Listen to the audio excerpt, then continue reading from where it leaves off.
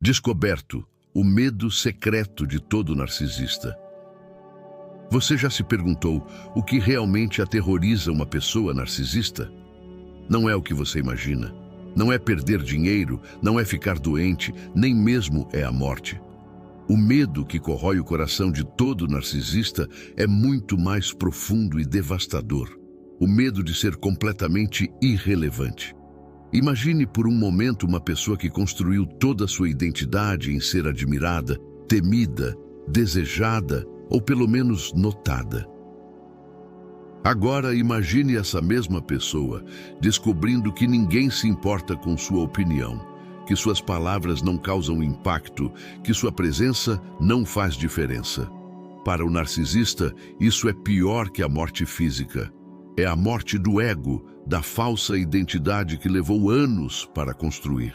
Este medo da irrelevância não surge do nada. Ele nasce de um vazio espiritual tão profundo que a pessoa narcisista precisa constantemente se alimentar da atenção alheia para se sentir viva. Como um buraco negro emocional, ela suga toda a energia ao seu redor, mas nunca consegue se satisfazer verdadeiramente. C.S. Lewis, em sua brilhante percepção sobre a natureza humana, escreveu: "O orgulho é a completa antideus de todos os vícios. É o que levou o diabo a ser o diabo. O orgulho leva a todos os outros vícios. É o estado mental completamente antideus." O narcisismo, em sua essência, é orgulho descontrolado tentando mascarar um medo avassalador de não ser importante. A Escritura Sagrada nos revela esta verdade em Provérbios 16:18. O orgulho precede a ruína e a altivez do espírito, a queda. O narcisista vive constantemente no fio da navalha entre sua grandiosa autoimagem e o terror de descobrir que ela é apenas uma ilusão. Cada dia é uma batalha para manter a máscara, para continuar sendo o centro das atenções, para evitar que seu maior pesadelo se torne realidade, ser ignorado. Mas aqui está algo que pode chocar você. Esse medo não torna o narcisista uma vítima. Na verdade, é exatamente esse terror que o transforma em algoz. Quando alguém vive com tanto medo de ser irrelevante, fará qualquer coisa. Mentirá, manipulará, destruirá relacionamentos, causará caos. Apenas para garantir que todos os olhos estejam voltados para si. É como uma criança fazendo birra. Prefere atenção negativa a nenhuma atenção. Este medo da irrelevância se manifesta de formas devastadoramente cruéis na vida cotidiana. Observe como um narcisista reage quando não é o centro das atenções em uma reunião familiar, quando um colega recebe um elogio, ou quando alguém compartilha uma conquista pessoal. Instantaneamente, eles encontram uma forma de redirecionar o foco para si mesmos. A história bíblica de Absalão, filho do rei Davi, ilustra perfeitamente essa dinâmica. Em 2 Samuel 15, vemos como Absalão não conseguia suportar não ser o centro do reino de seu pai.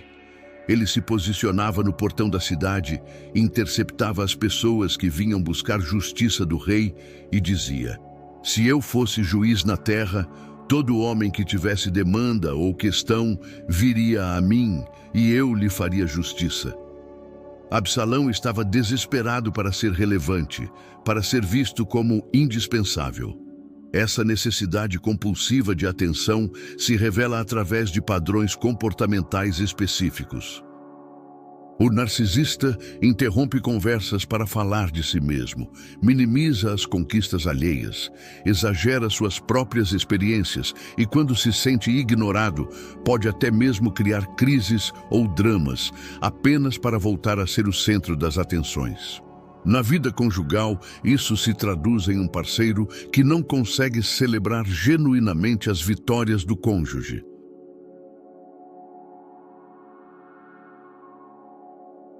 Se a esposa recebe uma promoção o marido narcisista encontrará uma forma de diminuir a conquista ou de imediatamente falar sobre suas próprias realizações. Se o marido ganha um prêmio, a esposa narcisista criará algum problema ou emergência para roubar o momento de glória. No ambiente de trabalho, são aquelas pessoas que precisam ser consultadas sobre tudo, que se inserem em projetos onde não foram convidadas, que fazem questão de falar em todas as reuniões, mesmo quando não tem nada relevante a acrescentar. Elas vivem aterrorizadas com a possibilidade de uma decisão importante ser tomada sem sua participação. C.S. Lewis observou sabiamente: a humildade não consiste em pensar menos de si mesmo, mas em pensar menos em si mesmo.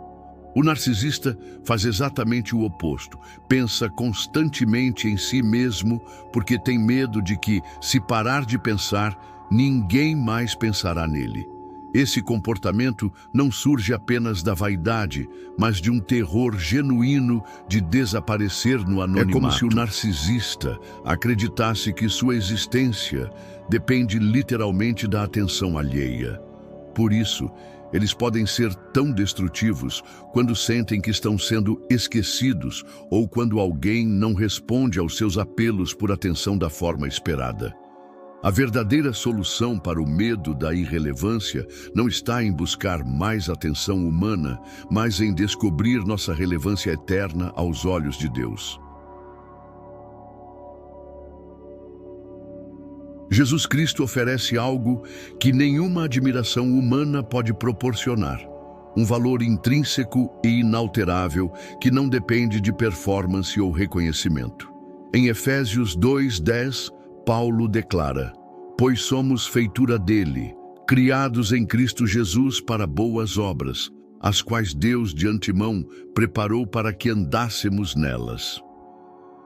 Cada pessoa tem um propósito divino específico, uma relevância que independe da opinião ou atenção dos outros. Essa é a cura verdadeira para o vazio que alimenta o narcisismo. Jesus ensinou algo revolucionário em Mateus 6:3-4. Mas tu, quando deres esmola, ignore a tua mão esquerda o que faz a tua direita, para que a tua esmola fique em secreto, e teu Pai, que vê em secreto, te recompensará publicamente. Cristo estava mostrando que nossa verdadeira significância vem de Deus, não da aprovação humana. Podemos fazer o bem mesmo quando ninguém está olhando, porque aquele que importa sempre nos vê. O apóstolo Paulo, que poderia ter se vangloriado de suas credenciais impressionantes, escolheu um caminho diferente. Em Filipenses 3:7-8, ele declara: mas o que para mim era lucro, isso considerei perda por causa de Cristo. Sim, deveras considero tudo como perda por causa da sublimidade do conhecimento de Cristo Jesus, meu Senhor. Paulo encontrou em Cristo uma relevância tão profunda que todas as outras formas de reconhecimento se tornaram insignificantes. C.S. Lewis escreveu em Mero Cristianismo: o cristão verdadeiro não é alguém que nunca deu um passo em falso, mas alguém que é capaz de usar qualquer falha como um trampolim para um salto mais próximo de Deus. A humildade cristã não nasce da baixa autoestima, mas da correta estima. Sabemos quem somos em Deus, e isso é suficiente. Para aqueles que lutam contra tendências narcisistas ou que convivem com pessoas assim, o caminho da cura passa necessariamente pelo discernimento espiritual. Precisamos aprender a distinguir entre a sede legítima de propósito e significado e a sede destrutiva por admiração e controle. A prática da oração contemplativa, onde aprendemos a estar em silêncio diante de Deus, sem a necessidade de impressioná-lo, é fundamental nesse processo. É nesse silêncio que descobrimos que somos amados não pelo que fazemos, mas por quem somos, filhos do Altíssimo. Colocar essa verdade em prática na vida moderna requer estratégias específicas e intencionais. O primeiro passo é desenvolver o que poderíamos chamar de relevância silenciosa, a capacidade de impactar positivamente sem precisar de holofotes ou reconhecimento público. Jesus modelou isso perfeitamente. Em Marcos 1:35, lemos: levantando-se de manhã, muito cedo, saiu e foi para um lugar deserto e ali orava. O Salvador do mundo fazia questão de ter momentos regulares longe dos olhares humanos, conectando-se com o Pai. Se o próprio Cristo precisava desses momentos de irrelevância aos olhos humanos, quanto mais nós precisamos. Uma prática transformadora é implementar o que chamamos de boas obras anônimas. Estabeleça como meta fazer pelo menos uma boa ação por semana que ninguém saberá que foi você. Pague a conta de alguém secretamente. Deixe uma nota encorajadora anônima. Ajude alguém sem se identificar. Isso treina o coração para encontrar satisfação em servir, não em ser reconhecido. Outra estratégia vital é aprender a celebrar genuinamente os sucessos alheios. 1 aos Tessalonicenses 5:11 nos instrui: consolai-vos uns aos outros e edificai-vos reciprocamente. Quando alguém compartilha uma conquista, pratique fazer 3 perguntas sobre a experiência da pessoa antes de falar sobre você mesmo. Isso quebra o padrão narcisista de sempre redirecionar a atenção. Para quem convive com pessoas narcisistas, a estratégia não é alimentar o medo delas, tentando constantemente dar-lhes atenção, mas estabelecer limites saudáveis. Provérbios 27:14 nos adverte: quem bendiz ao seu próximo em alta voz, levantando-se de madrugada, isso lhe será imputado como maldição. Elogios excessivos e atenção constante podem, na verdade, alimentar comportamentos destrutivos. Um erro comum é tentar convencer o narcisista Isso apenas de que alimenta eles o são ciclo. importantes. Em vez disso, pratique o que C.S. Lewis chamou de amor duro. Ame a pessoa o suficiente para não compactuar com comportamentos prejudiciais. Estabeleça consequências claras para manipulações e mantenha-se firme nelas.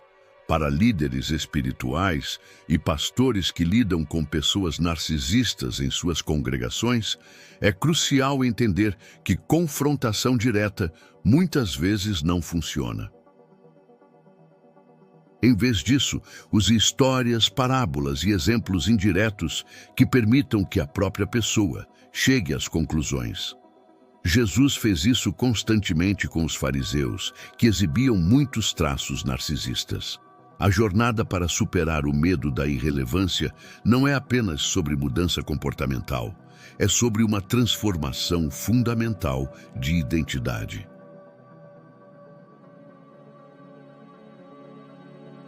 É descobrir que nossa relevância não está em ser o centro de todas as atenções, mas em ser participantes da grande história que Deus está escrevendo na humanidade.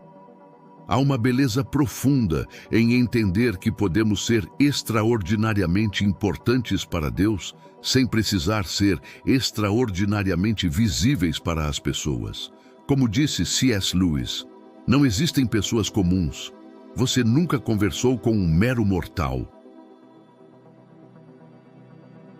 As nações, culturas, artes, civilizações, essas são mortais e suas vidas são para nós como a vida de um mosquito. Mas são imortais com quem brincamos, trabalhamos, casamos, desprezamos e exploramos. Quando compreendemos verdadeiramente nossa identidade em Cristo, o medo da irrelevância se dissolve naturalmente. Não precisamos mais lutar por atenção, porque sabemos que o olhar mais importante do universo já está sobre nós, cheio de amor e aprovação. Em Sofonias 3:17, Deus declara: O Senhor teu Deus está no meio de ti, poderoso para te salvar. Ele se deleitará em ti com alegria, renovar-te-á no seu amor, regozijar-se-á em ti com júbilo. Para aqueles que estão saindo de relacionamentos com pessoas narcisistas, lembrem-se, vocês não são responsáveis por curar o medo de irrelevância de outra pessoa. Sua responsabilidade é proteger seu próprio coração e encontrar sua própria relevância em Deus. Segunda aos Coríntios 5:17 nos assegura, assim que, se alguém está em Cristo, nova criatura é. As coisas velhas já passaram, eis que tudo se fez novo. E para aqueles que reconhecem traços narcisistas em si mesmos, há esperança tremenda. O fato de conseguirem reconhecer esses padrões já é um sinal de que o Espírito Santo está trabalhando em seus corações. A humildade verdadeira não é autodepreciação, mas autorreconhecimento diante de Deus. Vamos fazer juntos uma breve oração. Pai Celestial, obrigado, porque em Ti encontramos nossa verdadeira relevância. Ajude-nos a encontrar satisfação em ser seus filhos, não em ser admirados pelos homens. Cure os medos que nos fazem buscar atenção de forma destrutiva. Ensine-nos a amar como Jesus amou, com humildade, serviço e propósito. Dê-nos coragem para estabelecer limites saudáveis e sabedoria para discernir sua vontade. Em nome de Jesus, amém. Você tem uma missão única nesta terra que ninguém mais pode cumprir. Sua relevância não está em quantas pessoas conhecem seu nome, mas em quão fielmente você está cumprindo o propósito para o qual Deus o criou. Pare de lutar por holofotes e comece a brilhar com a luz de Cristo onde quer que esteja.